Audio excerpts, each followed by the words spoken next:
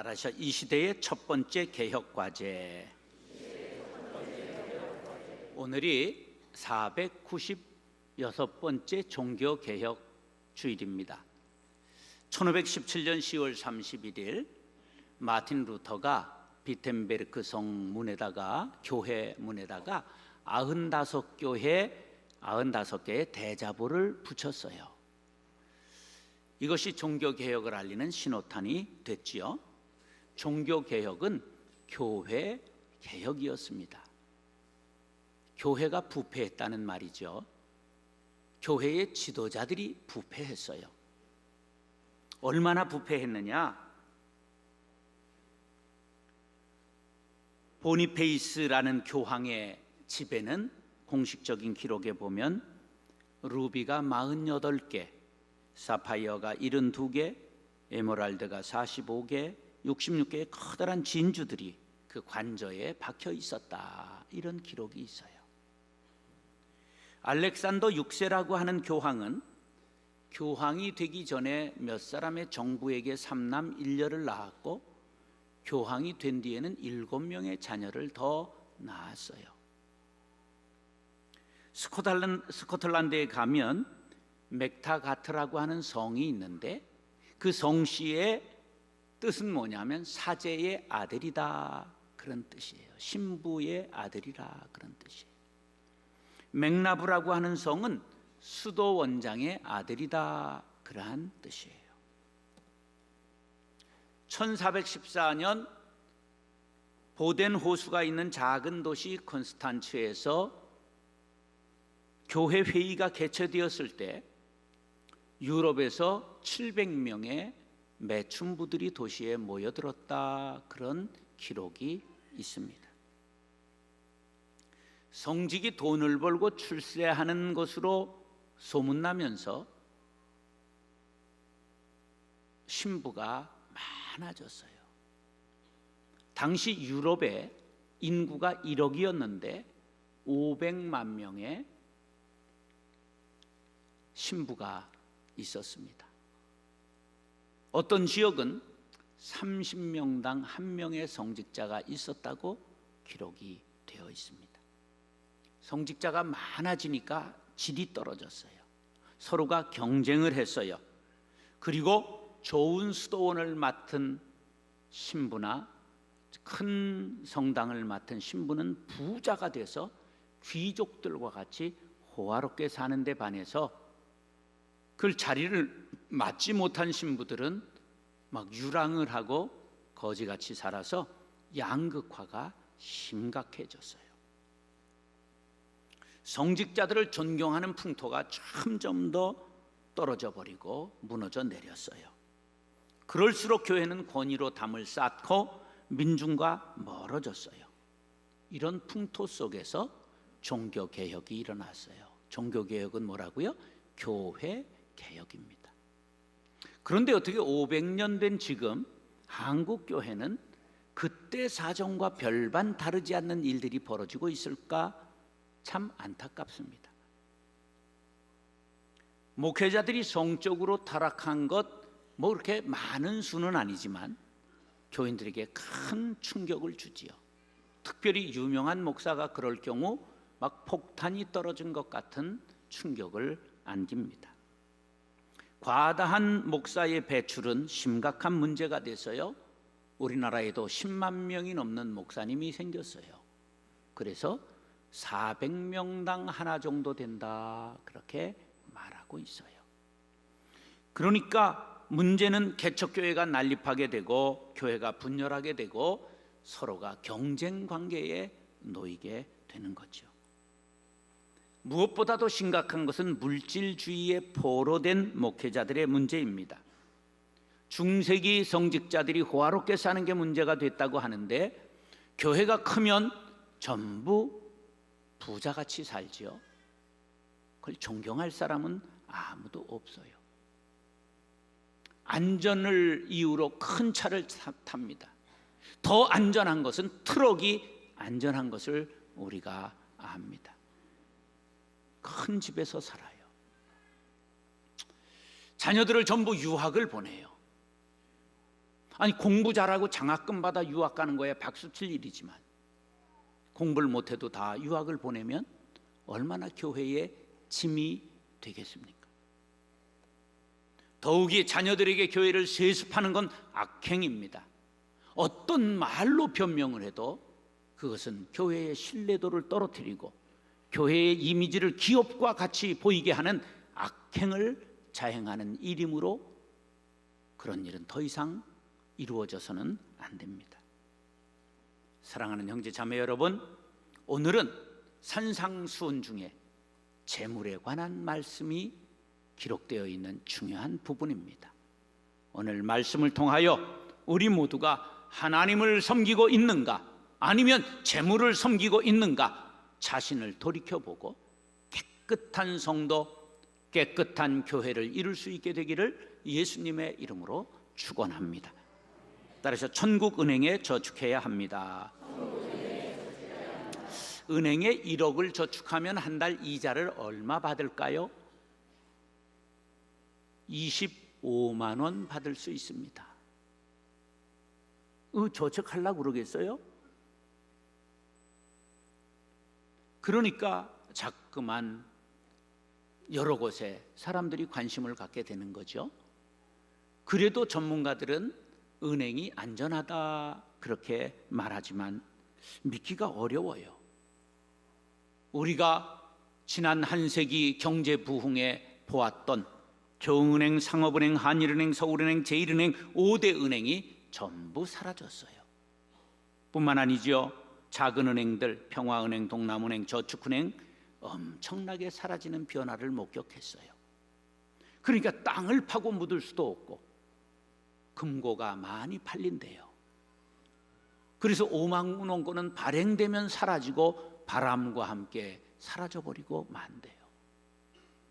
그래도 안 되니까 금을 사서 금값이 그냥 치솟아서 돌반지로 금을 반지 선물하는 것이 사라져버리고 말았어요. 3대 가는 부자가 없다. 부자가 3대 가는 것 보지 못했다. 그런 말을 증명이라도 하는 것처럼 지난 30년간 대우, 쌍용, 국제, 동아건설, 산미, 한일합섬, 기아, 한양, 혜태, 대농, 신동아 등등 수많은 기업들이 우리 앞에서 사라지고 팔려버렸어요. 예수님이 이런 말씀하셨지요. 19절로 20절입니다. 시작.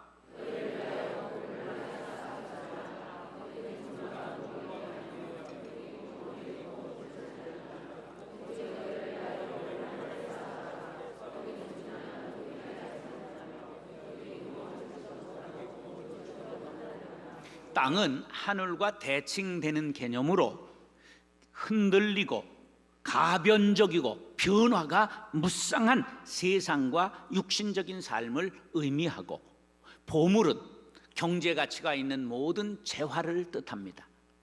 예수님은 보물을 땅에 쌓지 말라, 뜻이 무엇이냐? 육신적인 삶의 최상의 가치를 가지고 자신의 평안과 안일과 쾌락을 위하여 재물을 모으고 사용하는 것 어리석은 것이라고 말씀하고 있습니다. 왜냐? 자신의 의지와 전혀 상관없이 사라져 버리기 때문입니다. 그 사라지는 요인으로 오늘 본문에 좀과 동록과 도적을 꼽고 있습니다. 우리가 아는 대로 좀은 옷을 썰어서 못쓰게 하는 벌레, 동록은 동해, 나는 녹을 말합니다. 그 다음에 도적은 잘 알죠. 민나 도로보테스를 말합니다. 옛날은 우리가 다 흙집 짓고 살았기 때문에 도적이 벽을 뚫는 일이 가끔 발생을 했어요. 요새 뭐 콘크리트도 뚫고 도둑질하니까. 이것은 세상의 물질을 지키는 일이 그리 쉬운 일이 아니다 하는 것을 말씀하고 있는 거예요. 여기 좀과 동록과 도적으로 예를 들었을 뿐이지 여러 다른 사례가 많이 있죠. 우리가 보았잖아요. IMF 때 어떻게 됐습니까? 회사가 무너지고 보증으로 집 날아가고 주가가 폭락하고 집값 땅값이 반토막 나고, 더욱이 자연재해 쓰나미로 인하여 일본이 그냥 침몰하는 걸 우리가 중계방송으로 봤잖아요. 안전 제1의 나라 일본이 방사능 문제로 몇 년간 곤욕을 치르고 있잖아요. 이 세상은 언제나 변합니다. 변하는 정도가 아니라 흔들립니다. 흔들리는 정도가 아니라 땅이 갈라지고 그 물이 가라앉아 버리는 것이 세상입니다. 예수님은 이런 땅에 보물을 쌓지 말고 변하지 않는 하늘에 쌓으라는 것입니다. 하늘은 영적이고 영원한 신앙의 삶을 말합니다. 따라서 자신의 육적인 기쁨을 위해 물질을 사용치 말고 하나님이 기뻐하시는 일을 위해 물질을 사용하라는 말씀입니다. 한번 퀴즈 낼게요. 사과가 10개 있어요. 그 중에 7개를 먹었어요. 몇 개 남아요? 그렇게 자신이 있으세요? 먹는 것만 남는다는 말이 있잖아요. 몇 개 남은 거예요? 7개가 남은 거예요. 왜 그러냐고요? 하늘에 쌓는 것만 내 것이지 땅에 있는 건 다 사라지는 거예요. 보물을 하늘에 쌓는다는 건 뭘 말할까요? 구제하는 것을 예수님께서 하늘에 쌓는 것이라고 말씀하셨어요. 내가 구제하면 내가 영광을 받으니 교회의 헌금에서 교회가 구제하고 선교하고 봉사하고 많은 좋은 일 할 수 있도록 해야 돼요. 대한민국에서 자신 있게 우리 교회만큼 좋은 일 많이 하는 교회가 드뭅니다. 가용 예산의 50% 이상을 밖에 쓰는 교회를 그리 많이 찾을 수가 없어요. 작년에 30억 이상 바깥에 썼습니다. 여러분, 왜 그렇게 쓸까요? 여러분이 구제해야 되는 걸 대신 교회에 맡겼으니 목사는 책임지고 좋은 일을 해야 되는 거예요. 목사가 많이 먹으면 안 되는 거예요. 왜냐하면 여러분들이 시험에 들기 때문입니다. 목사님도 잘 사셔야죠. 그 뻥이에요. 뒤에 가서는 전부 시험 들어요. 내가 압니다. 제가 집사 출신이요. 그래서 저는 잘 살지 않기로 작정했어요. 왜? 시험 드릴 일이 없으니까. 여러분, 교회에 드리고 교회는 멋있게 하나님의 일을 대행하면 여러분들이 하늘에 보화를 쌓는 것임을 기억하시기 바랍니다. 디모데전서 6장 17절로 19절 시작.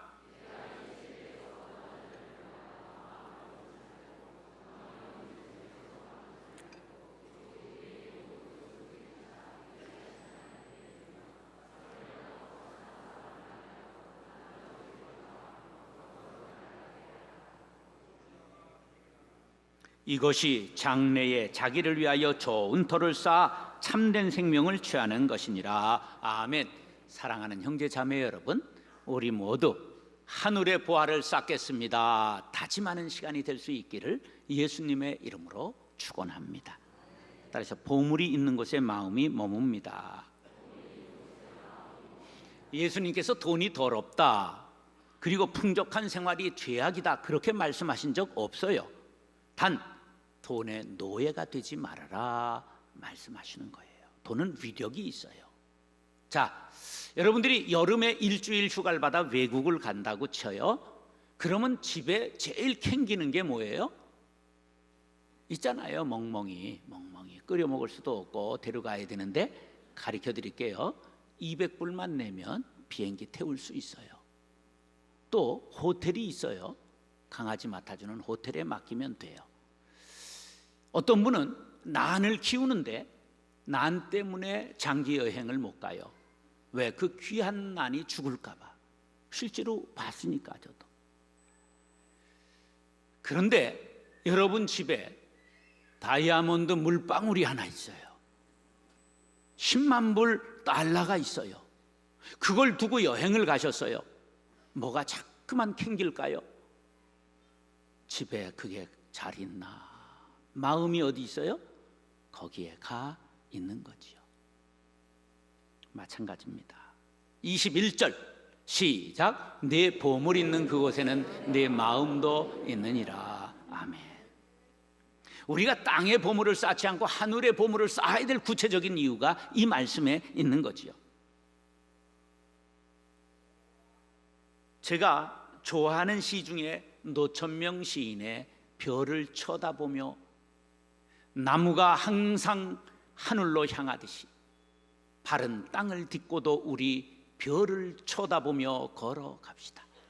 친구보다 좀 더 높은 자리에 있어 본댔자, 명예가 남보다 뛰어나 본댔자, 또 미운 놈을 혼내주어 본다는 일, 그까짓 것이 다 무엇입니까? 술 한 잔도 만도 못한 대수롭지 않은 일들입니다. 바른 땅을 딛고도 우리 별을 쳐다보며 걸어갑시다. 사람은 누구나 땅을 딛고 살지요. 그러나 눈은 땅을 볼 수도 있고 하늘을 볼 수 있도록 하나님께서 설계하셨습니다. 그리스도인들은 우리의 주인 되시는 하나님을 바라보며 살아가야 합니다. 역사적으로 교회가 핍박받고 가난했을 때는 영혼을 향한 구령열이 있었습니다. 뜨거운 눈물이 있었습니다. 민족을 품었습니다. 그 시절 영적 파워가 있었습니다. 그런데 그때 우리는 무슨 노래 불렀는 줄 아세요? 죄 많은 이 세상은 내 집 아니네, 내 모든 보화는 저 하늘에 있네, 저 천국문을 열고 나를 부르네, 나는 이 세상에 정들 수 없도다. 너무 좋은 찬송이지만 시간이 없으니까 집에 가서 부르시기 바래요. 그 시절 교인들에게 노마드 정신이 있었어요. 유목민 정신을 말합니다. 개척 정신을 말해요. 우리 한 세대 전의 목사님, 전도사님들은 교회를 개척해서 부흥하면 다른 곳으로 가서 또 개척하고 또 개척하고, 그런 분들을 저도 여러 분 배웠습니다. 요즘은 한 곳에 머물러 죽기 살기로 뼈를 묻으려고 그래요.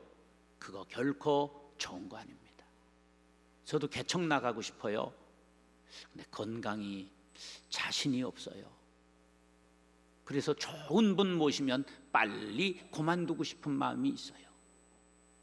한 사람 설교 20년 들으면 질릴 것 같아요. 벌써 17년인데. 그래서 하여간 길게는 하지 않아야 되겠다, 그런 기도를 해요. 좋은 목사님 있으면 소개해 주시기 바랍니다. 교회가 큰 건물 짓고 많은 사람 모으면서부터 더 이상 하나님을 바라보지 않고 땅에 주목하기 시작했습니다. 우리는 이 땅에 아름다운 천국을 만들어야 될 사명이 있습니다. 그러나 이 땅은 궁극적으로 우리가 머무를 곳이 아니라는 것을 알아야 합니다. 언젠가는 우린 하늘나라로 올라가야 합니다. 보물을 하늘에 쌓으시기 바랍니다. 그래야 별을 쳐다보고 살게 되고 하나님을 사모하며 살게 될 것입니다. 누가복음 12장 33절 시작. 너희 소유를 팔아 구제하여 낡아지지 아니하는 배낭을 만들라. 곧 하늘에 둔 바 다함이 없는 보물이니 거기는 도둑도 가까이 하는 일이 없고 좀도 먹는 일이 없느니라. 아멘. 사랑하는 형제 자매 여러분, 눈을 들어 하늘을 바라보고 우리의 마음 가득 주님을 모시고 살아갈 수 있게 되기를 예수님의 이름으로 축원합니다. 따라서 두 주인은 안 됩니다. 이 물질이 부족했던 시대에 가난을 벗삼고 사는 사람들이 꽤 있었어요. 나물 먹고 물 마시고 팔을 베고 누웠으니 즐거움이 그 안에 있고 의롭지 않게 부귀를 누리는 것은 뜬구름과 같다고 공자님께서 말씀하셨어요. 그런데 물질이 풍요한 시대를 살면서 돈의 위력을 맛보고 중독이 돼서 그런지 목사님들까지도 너무 돈을 챙기는 경향이 있어요. 교인들이 많이 상처를 받지요. 말로는 하나님 주인 삼고 그렇게 산다고 했지만 하나님과 재물 두 주인을 섬긴 것이 발각나고 만 것이지요. 두 주인을 섬기면 두 곳에서 전부 버림받습니다. 그게 바로 박쥐의 이야기지요. 길짐승과 날짐승이 싸울 때 양쪽에 다 걸쳤다가 평화가 오니까 버림받아 동굴에 살게 되었다. 동가식 서가숙이라고 하는 말 알죠? 한 처녀에게 너 어디로 시집갈래? 그랬더니 잠은 아주 잘생긴 그 총각네 집에 가서 자고, 그리고 먹는 건 부잣집에 가서 먹으면 어떻겠습니까? 그래서 부모님이 다 까무러쳐서 뒤졌다. 그런 이야기가 동가식 서가숙 아닙니까? 마타할이라고 하는 역사적으로 1차 세계대전에 연합군 진영의 장교 그 홀에서 가장 인기가 있었던 프리마돈나가 있었어요. 근데 알고 보니까 독일군에게 많은 돈을 받고 간첩질을 해가지고 걸려서 사형을 당했던 여인 영화까지 나왔죠. 우리나라도 67년에 판문점을 통해서 귀순해서 큰 대우를 받고 여교수와 결혼했다가 2년 만에 탈출해서 베트남에서 북한으로 가려다가 체포되어 온 이중간첩 이수근에 대하여 아십니까? 67년의 일을 아랫분들이 어떻게 아시겠어요? 이런 사람은 땅에서 발을 붙이지 못하게 되어 있지요. 신앙생활도 마찬가지입니다. 하나님과 재물을 겸하여 섬길 수 없습니다. 22절로 24절 시작.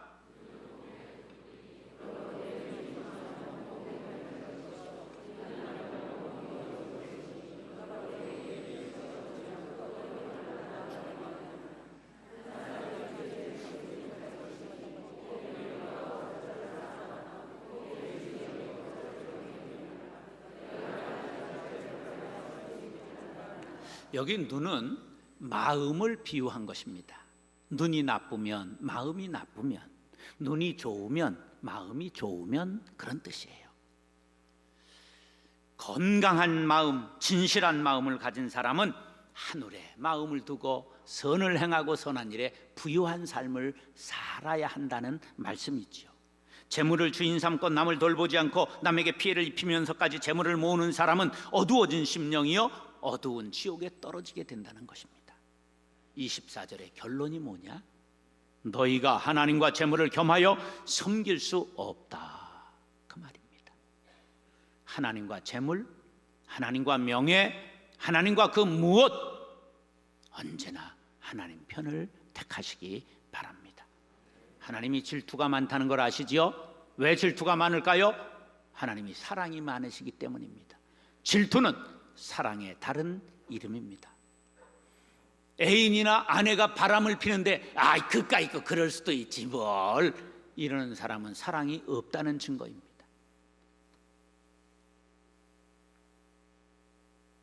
그러므로 내가 주인 삼은 모든 것 내려놓을 때 주님이 나를 사랑하신다는 사실을 기억하시기 바랍니다.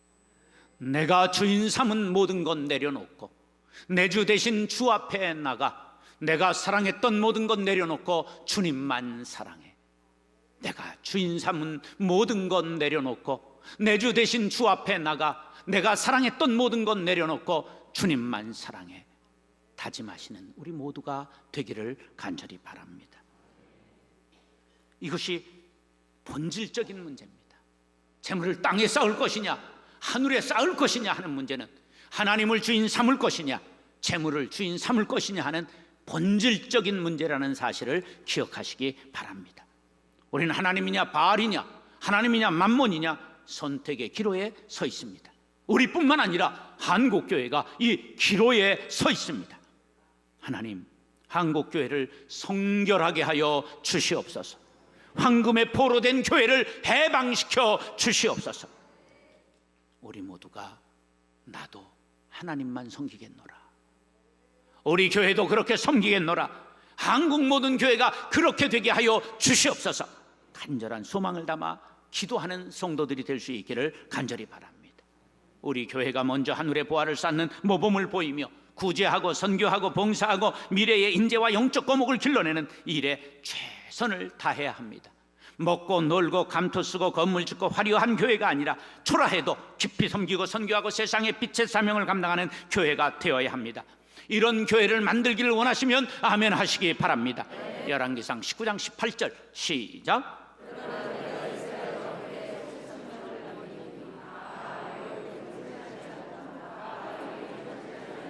세상 모든 사람이 바알에게 절하고 황금에 입맞추고 재물을 땅에 쌓고 살지라도 나는 오직 하나님을 주인 삼고 하늘의 보화를 쌓겠습니다. 다짐하는 우리 모두가 될 수 있기를 간절히 바랍니다. 사랑하는 형제 자매 여러분, 496주년 종교개혁 주일에 교회를 개혁하고 나를 개혁하고 오직 하나님을 주인 삼고 하늘의 보화를 쌓겠노라 다짐하는 7,000명의 의인이 될 수 있기를 예수님의 이름으로 축원합니다.